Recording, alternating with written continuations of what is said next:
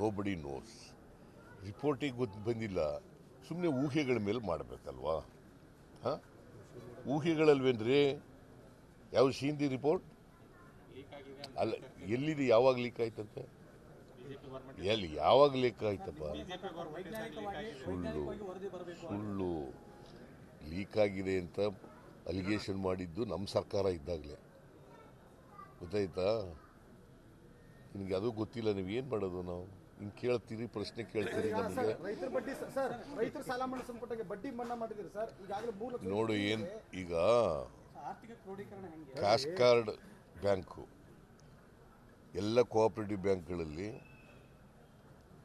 ದೀರ್ಘಾವಧಿ ಸಾಲ ಮತ್ತು ಮಧ್ಯಮಾವಧಿ ಸಾಲ ಅದು ಮಾಡಿರ್ತಕ್ಕಂಥ ರೈತರು ಅಸಲು ಕಟ್ಟಿಬಿಟ್ರೆ ಬಡ್ಡಿ ಮನ್ನಾ ಮಾಡ್ತೀವಿ. ಬಿಕಾಸ್ ಬರಗಾಲ ಇದೆ, ಆ ಬರಗಾಲ ಇರೋದ್ರಿಂದ ರೈತರು ಕಷ್ಟದಲ್ಲಿದ್ದಾರೆ, ಅವರು ಸಹಾಯ ಮಾಡಬೇಕು ಅಂತೇಳಿ ಈ ತೀರ್ಮಾನವನ್ನು ತಗೊಂಡಿದ್ದೀವಿ. ನಾನು ಅಸೆಂಬ್ಲಿನಲ್ಲಿ ಘೋಷಣೆ ಕೂಡ ಮಾಡಿದ್ದೀನಿ.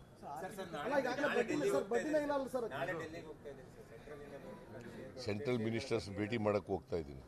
ಬಿಕಾಸ್ ನಾನು ಪತ್ರ ಬರೆದೆ 27 ಡಿಸೆಂಬರ್ 27 ನವಂಬರ್ನಲ್ಲಿ ಪತ್ರ ಬರೆದಿದ್ದೀನಿ. ನಾನು ಡೆಲ್ಲಿಗೆ ಬರಬೇಕು ಅಂತ, ಡೆಲ್ಲಿಗೆ ನಿಮ್ಮನ್ನು ಭೇಟಿ ಮಾಡೋಕ್ಕೆ ಬರ್ತಾ ಇದ್ದೀನಿ ಅಂತೇಳಿ ಅಮಿತ್ ಶಾ ಅವರಿಗೆ, ಪ್ರಧಾನಮಂತ್ರಿಗಳಿಗೆ ಪತ್ರ ಬರೆದಿದ್ದೀನಿ.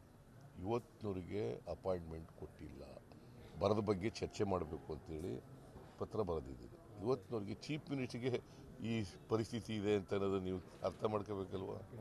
ಒಂದು ಕೇಂದ್ರ ಸರ್ಕಾರ, ನಮ್ಮದು ಫೆಡರಲ್ ಸಿಸ್ಟಮ್ ಅಲ್ವಾ? ಫೆಡರಲ್ ಸಿಸ್ಟಮ್ನಲ್ಲಿ ಪ್ರಧಾನಮಂತ್ರಿಗಳು, ಅದು ರೆವಿನ್ಯೂ ಅಂತವರು, ಹೋಮ್ ಮಿನಿಸ್ಟ್ರು, ಅವರು ಭೇಟಿ ಮಾಡೋಕ್ಕೆ ಅವಕಾಶ ಕೊಟ್ಟಿಲ್ವಲ್ರಿ? ನಮ್ಮ ಮಂತ್ರಿಗಳಿದಾರಲ್ಲ, ಕೃಷ್ಣ ಬೈರೇಗೌಡ, ಚಲುವರಾಯಸ್ವಾಮಿ, ಪ್ರಿಯಾಂಕ್ ಖರ್ಗೆ 3 ಜನ ಭೇಟಿ ಮಾಡೋಕ್ಕೆ ಕೇಳೋದು, ಕೊಡಲಿಲ್ಲ.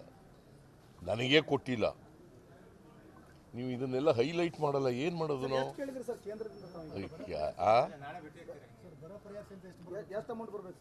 ನೋಡಿಯಪ್ಪ, 18,000 ಚಿಲ್ಲರೆ ಕೋಟಿ ನಮಗೆ NDRF ನಾರ್ಮ್ಸ್ ಪ್ರಕಾರ ಬರಬೇಕು.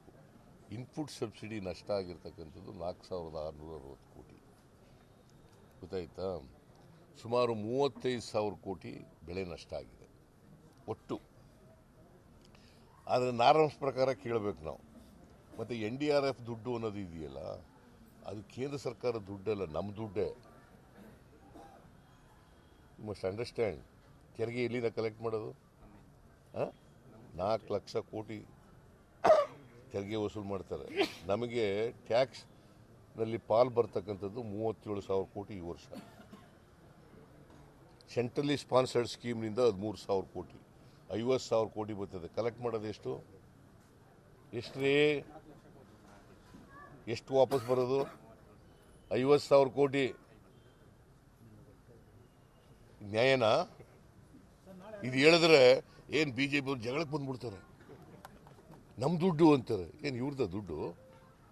ನಮ್ಮ ಜನರ ದುಡ್ಡು, ಕನ್ನಡಿಗರ ದುಡ್ಡು, ಕನ್ನಡಿಗರು ಕೊಡ್ತಕ್ಕಂಥ ತೆರಿಗೆ ಹಣ ಇದು. ನೀವೇನು ಹೇಳೋದಿಲ್ಲ, ತಿಳ್ಕೊಳ್ಳೋಕ್ಕೂ ಪ್ರಯತ್ನ ಮಾಡಲ್ಲ, ಏನೂ ಹೇಳಲ್ಲ. 4 ಲಕ್ಷ ಚಿಲ್ಲರೆ ಕೋಟಿ they are collecting from Karnataka. Karnataka is the second state in the country in collection of taxes. Maharashtra number 1, Karnataka number 2. ನಮಗೇನು ಕೊಡ್ತಾ ಇದ್ದಾರಾ? BJP ಅವರು, ನರೇಂದ್ರ ಮೋದಿಯವರು ಏನು ಸುಮ್ಮನೆ ಭಾಷಣ ಹೊಡಿತಾರೆ? ನೀವು ಬರದೇ ಬರೋದು.